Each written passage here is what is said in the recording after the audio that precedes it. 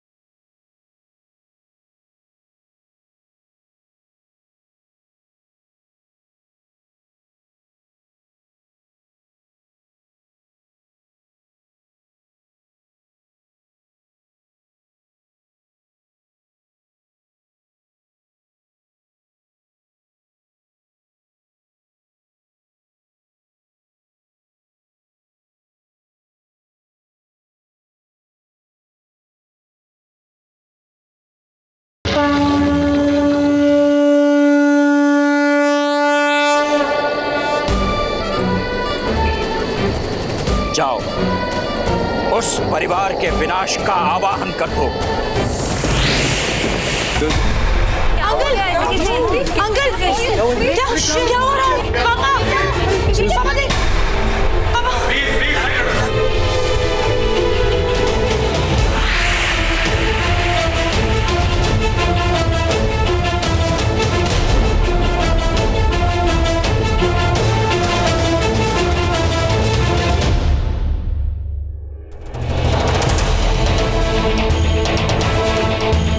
इतनी आसानी से नहीं छोड़ूंगी तुम लोगों को मैं।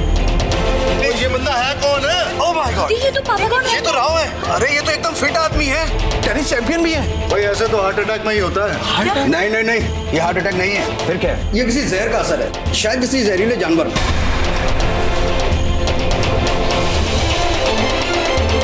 ये किसी जहरीले सांप का असर है भाई। इसका मतलब अंकुश रहेजा की जगह वो जहर किसी और ने पी लिया।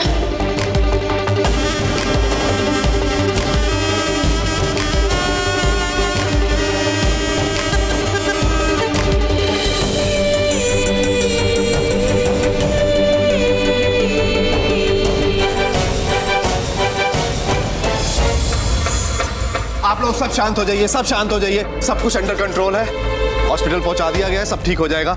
सो आप प्लीज पार्टी एंजॉय कीजिए।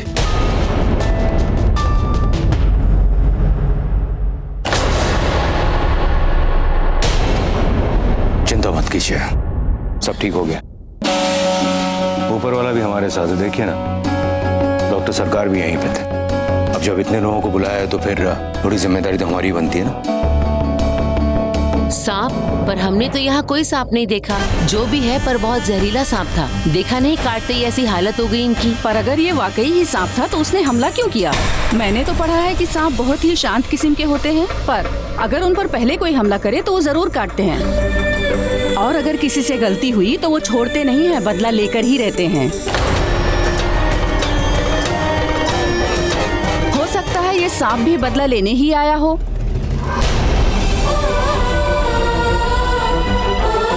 ये औरत कौन है? मैंने इसे पहले तो नहीं देखा।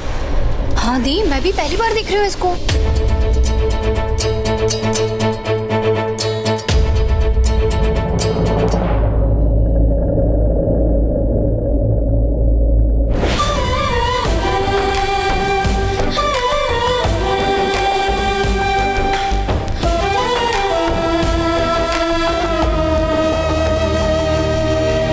इस बार बच गए तो क्या हुआ?